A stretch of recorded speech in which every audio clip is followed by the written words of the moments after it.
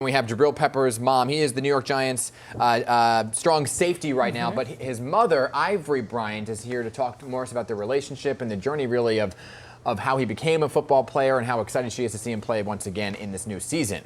Yeah, Ivory, so glad to see you and hear you, and you hear us this time around. I was just saying, when we lost you last time, it's such a beautiful story of divine intervention, because you were in your adult Bible school class when you kept getting a phone call after phone call, and then eventually you picked up that phone. So tell us what happened. Yes, so as you stated, my phone kept ringing, so I thought it was a family emergency. So I asked the class if they could just be patient with me for a few moments. And I answered the phone, and my cousin was on the end telling me that Jabrill just got traded to the Giants. And of course, you know, we were excited. The class just exploded, and congratulations and hand claps of praise. And it was just such a great moment. And we was excited to have him back home in New Jersey. Right. And playing for the home team. So it's exciting. I was going to say, I mean, that had to be like Jersey pride right there. Let me ask you, because every mom has a story about their kid, right? So how was Jabrill as a kid? Let's embarrass him for a moment.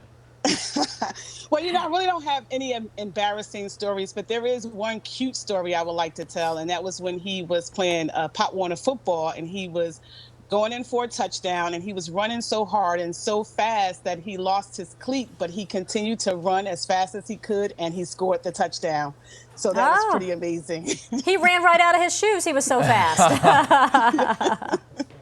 Well, you know, the bond that you two have is so very strong. Not only, you know, simply because you're, you know, mother and son, but you've been through tragedy together. So help us understand what has kind of built this strong bond between you two.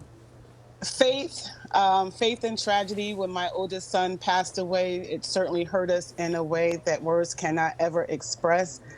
And it was one of those things that Jabrill and I had to look to each other as well as God for the support to see us through, because it would be some difficult days ahead of us.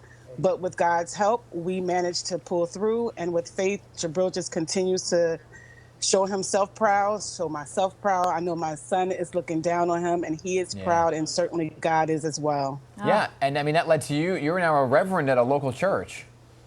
Yes, I am a reverend at the Community Baptist Church in Englewood, New Jersey, where my pastor is the Dr. Lester Taylor Jr. Englewood, New Jersey. Yeah. Yes. Hey, so now that Jabrill's going to be back in town playing, he's got to go to church, right? You're not going to give him a pass, are you? Well, unfortunately, because the games are on Sunday, it makes attending church a little difficult, but the church is definitely praying for him, and he's in our thoughts and prayers continuously so that he can continue to play well and safe. But aren't there Wednesday services or other days that you can say, all right, Jabrill? Yes, and he typically tries to make some services. So what are you most looking forward to this new season? Because, you know, I'm sure you're a proud mom. You're in Englewood. You could always go to MetLife Stadium for the games. Now you can't. Yeah. So you can't be there, you know, holding up your sign. But what are you most looking forward to? Well, I'm looking forward to just watching him. He's now a captain of special teams, and I'm so excited because he's worked so hard during the off season to prepare himself for the upcoming season. And friends and I were just going to gather around, and we're just going to watch him do what's in his heart to do, which is to give his very best and to leave everything out on the field. So I'm looking forward to this upcoming season for him. I got to ask you, do you have any special game day rituals, or does Jabrill have any that you can share with us?